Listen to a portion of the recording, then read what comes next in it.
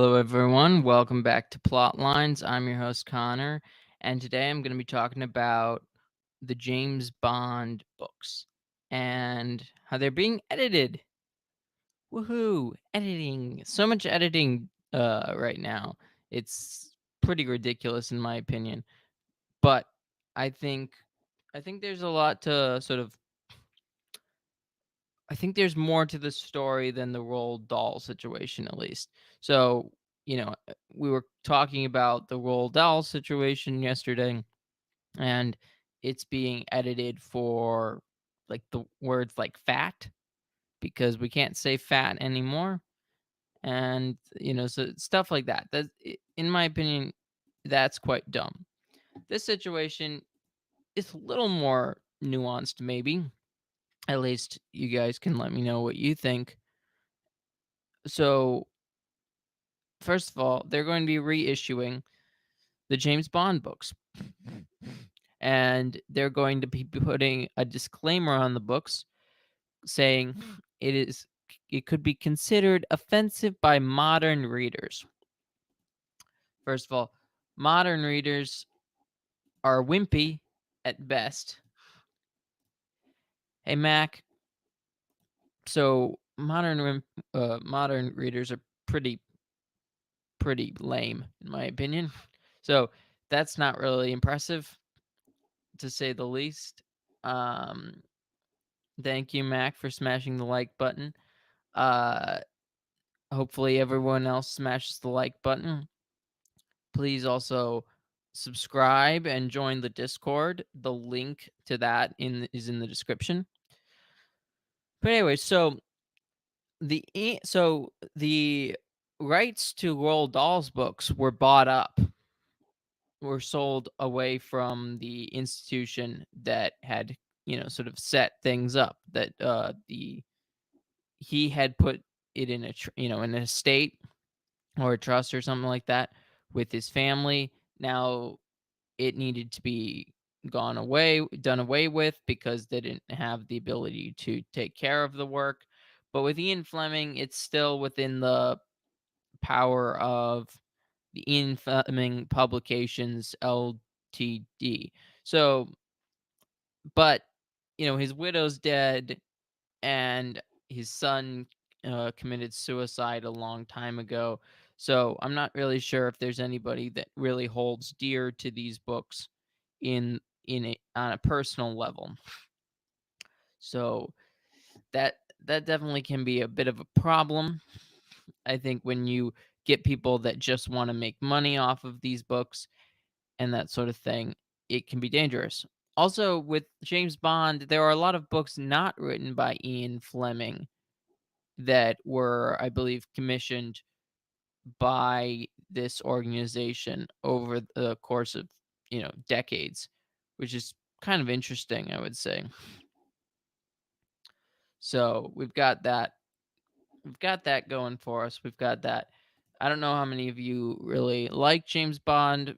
I've never been super attached to it. I know he's pretty sort of uses women and that sort of thing, and it doesn't seem to be that that's what's being uh considered offensive or anything like that, which is kind of interesting. It's all racial stuff. So that's kind of what we're dealing with. We're dealing with racial sensitivity. Now, I I think there's a little more reasons to get rid of racially insensitive stuff, but I also think that when you're reading old fiction, I think it makes sense for there to be uh for it to be for there to be racially insensitive things in older stuff. If you're reading something from the 1850s, you should be expecting a certain type of language, you should be expecting a certain type of way of speaking, and maybe it's fine to have the considered offensive by modern readers, but that only works if you don't change the language. If you change the language, then what you're saying is, "Oh, I agree with the language used in this book because I edited out the things I didn't like." So things like the N word is being uh, uh, removed from the books. Also, and unfortunately, this might be odd, but I've never actually seen a Bond film. Uh, for whatever reason, a lot of the spy stuff I've watched are things like Burn Notice. We'll be talking about Person of Interest tonight, so that's another spy. Mission Impossibles have always been more of my thing. Maybe it's because of the all the sex, I think, that I've heard in the James Bond movies don't really interest me as much, but maybe I'll get around to it, especially given this you know situ- situation makes me want to. Yeah, I know, Max. Sorry, I haven't seen James Bond movies. That's I'll probably get around to it. We'll see. Um Hi, Tori Chad. I did a video yesterday on the Roald Dahl controversy, so I think it's terrible. But it'd be great if you went to my channel, subscribed, and watched that episode. We were live yesterday at 11, so if you could do that, that would be great. Um, but yeah, so that's part of the situation. Now, the weirdest thing. This is one of the comments or one of the things that is changed. So they brought in sensitivity readers to read this stuff, which I think is the worst possible way about going about these things. So there's something if there's something that needs to be removed by any for any reason or whatsoever, you should be able to common sense understand why something could be removed because it's common sense, not because some sensitivity people tell you it should be removed. It's like if you were writing a book, you brought in sensitivity people to tell you that your stuff is bad. But if you think it's fine, then it's probably fine. Otherwise, I think there's something wrong with you that, you should be thinking about that. But for the most part, I don't think the sensitivity stuff does anything productive. So let's look at this one. So in Live and Let Die, Bond comments that would-be African criminals in the gold and diamond trades are pretty law-abiding chaps. I should have thought, except when they've drunk too much. So that's being changed. It seems a bit odd to change that, don't you think?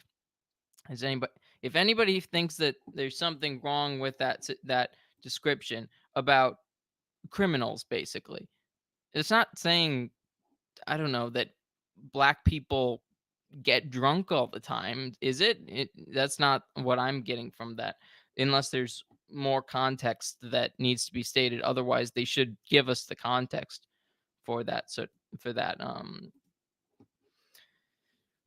that'd be nice. But it's being changed to pretty law-abiding chaps, I would have thought. So it's just cutting off the drinking part. I don't really get that. I don't know of any. I didn't know there was a stereotype about black people and drinking. I didn't think that was a thing.